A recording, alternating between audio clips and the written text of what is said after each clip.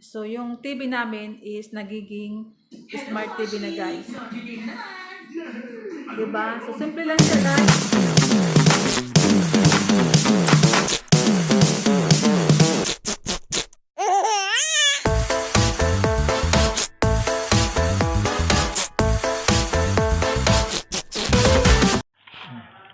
Ito yung keyboard. Oh, yan ang keyboard niya. Oh, May ilaw na. oh, may ilaw. Ito siya guys, oh. 5 gig. So, mamaya, tatry namin siya. Ito. Oh, ito yung kanyang remote. Ayan. Ito siya. So, ayan guys. Ipapakita lang namin sa inyo kung paano namin i-install yung aming in-order sa Shopee na TV Plus. Yung, ito siya guys, oh. Ayan. MXQ, yung 5 gig ang kukunin nyo kasi mas maganda siya guys. Ayan. So, ayan guys. Iko-connect na namin. So, ito. Ipapakita namin kung paano namin paganahin yung aming TV. Gagawin namin na smart TV. Ito na yung smart TV box. Oo, yun. Yan yung smart TV box. And then, isasaksak namin dito.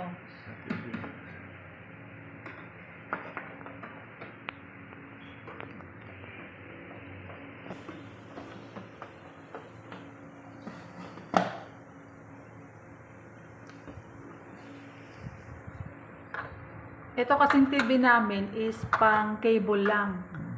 So ngayon, gusto namin Hindi siya smart TV. Oo, hindi siya smart TV. So, ang ginawa namin, Para siya convert to smart TV. So, umorder kami ng MXQ Pro, yung for Android Smart TV box. So, ayan, kinakabit na para maging smart TV siya, guys. Pwede kayong manood ng sa YouTube, sa Netflix. So, magiging smart TV siya, guys. So, ayan, guys. Oh. Ayan, ano yan siya. And then, kailangan nakakabit na yung inyong Wi-Fi. So, ito ngayon kakabit natin, ngayon, power supply. Ito naman yung supply niya guys, papunta doon sa TV box. Ito yung power Ayan na, supply. guys. Ayan yung power supply niya. So, ayan. Ikabit na guys siya guys. Ayan yung supply para sa smart TV. Ito. Ayan. Yan. Ayan, dalawang peraso lang. Ayan, dalawang saksakan lang. Yung iba, hindi siya kasali. Kasi yung mga USB yan, pwede nyo gamitin yan. Kasi mayroon naman na instruction doon kung saan yan gamitin. Kapag hindi gamitin, tatakpan natin guys, para hindi siya pasukan ng dumi. So, ibabalik lang namin siya.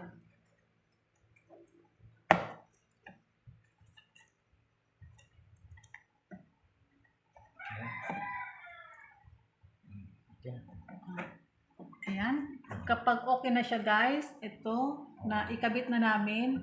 So, isaksak na namin yung power. So, ayan na guys. Yung TV, iset up ninyo sa, ayan guys, oh. HDM1. HDM1. Ayan. So, ngayon, Sasaksak na namin yung power supply ng para sa smart TV. Ayan, nakasaksak na guys. And then, pag naisaksak na yan,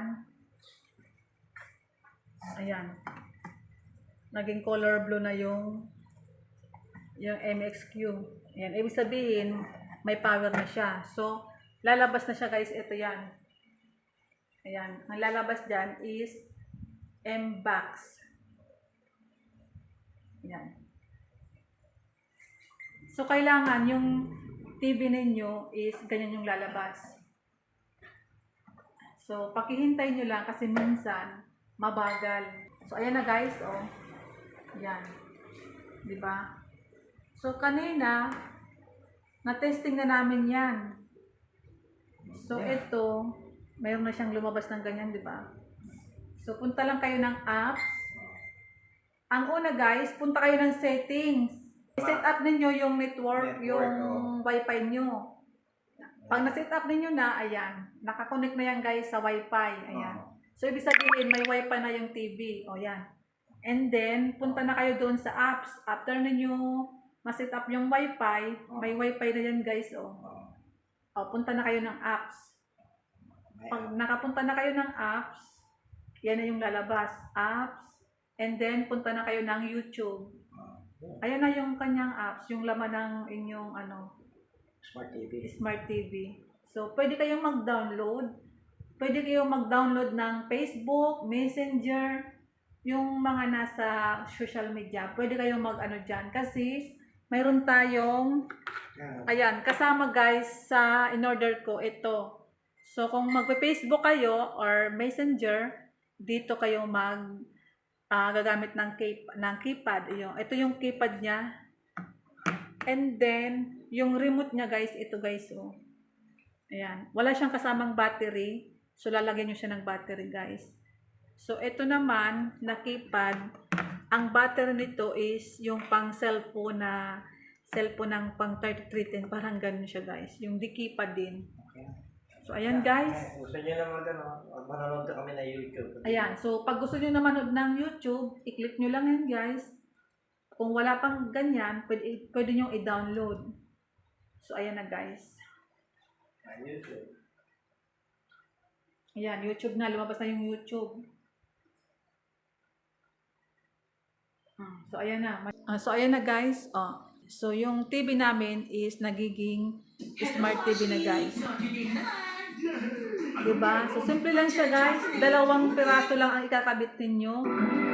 And then, kung gusto nyo nang mag-add ng ibang USB, is depende sa inyo. Is mayroon naman instruction.